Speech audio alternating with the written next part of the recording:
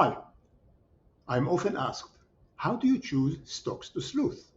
There are many ways, but here are two.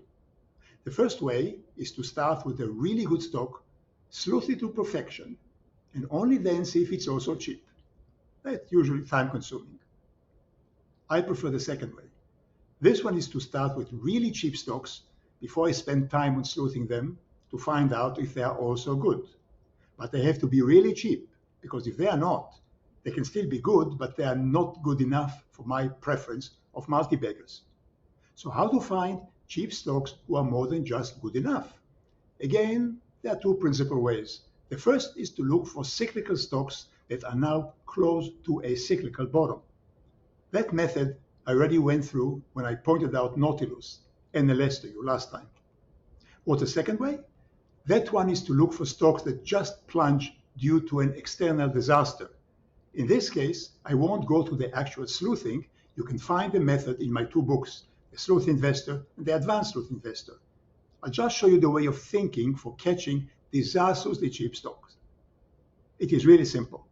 Anytime there's a disaster, which is not terminal, for a company, for a country, for a city, for an industry, some stocks can get very cheap and it may be worth your while to sleuth them. Like which stocks? Or like which disasters? Like in California, brush fires a few years ago, which hammered the stock of California Gas and Electric. It sank deeply, but then rose again because, of course, California survived, and so did its need for electricity and gas. Have there been any recent similar disaster? There sure were. How about a recent massive fire in Maui, Hawaii? It is a huge tragedy with many casualties. Not surprisingly, Hawaiian stocks have taken a big tumble. Like which stocks? Here are a few. Bank of Hawaii, BOH, is now at 52, down 43% from its high, all-time high of 91. Will the Bank of Hawaii survive? It likely will, and if so, would likely participate in any recovery. So is the stock worth sleuthing? Not in my opinion. It is already almost a double from its bottom of 30, so even if it reached again its all-time high, it would only be 43% higher from here. Scratch out this one then, is not really sleuth-worthy. What's next? How about HA, Hawaiian Holdings? At 950, it's down 84% from its level of 58.70 before the fire. If the stock gets back there to its all-time high, it'll be nearly a six-bagger. Wowza! Of course, it's a big if. How to find out if it's likely to happen? Again, it's up to you. Get your sleuth hat on and your gumshoes and get to work.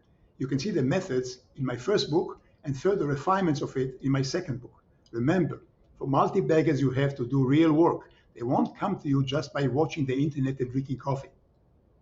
Before we leave off the Hawaii disasters, how about its local utility? HE, Hawaii Electric. At 1480, it is down 66% from its recent high of 42.91, but it's down 70% from the all-time high of 49. This means that if it ever gets back to its all-time high, it will be a three-bagger from here. And on top, it also has a dividend of more than 9%, which the last few years has been steadily rising. A three-bagger with a fat dividend. It sure sounds good, but again, will it get there? That's, of course, for you to find out.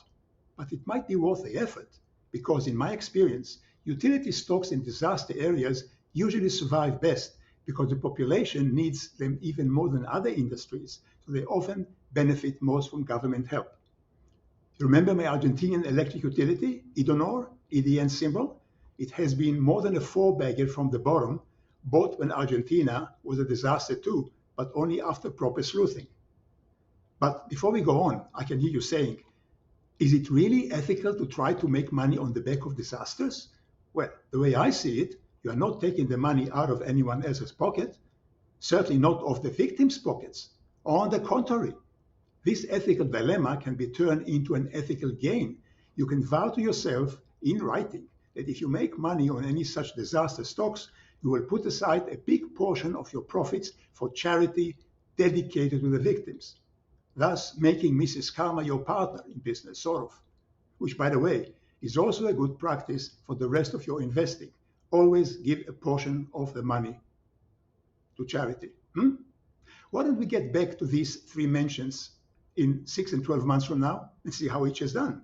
And by the way, the 15 sleuth-worthy stocks mentioned in the Advanced Sleuth Investors keep outperforming handily every month. They are up 36% since publication versus 31% up for Berkshire and only up 23% for the S&P 500. Sleuthing sure seems to be working well, isn't it? That's all for now. Please let me know what you think of it. Give it a like, then subscribe to the channel and retweet to all your followers and friends so they subscribe too. Then buy my book, The Advanced Sleuth Investor, and write a review of it for Amazon, which I hope will be a good one. I'll see you next time, and meantime, thank you very much for watching.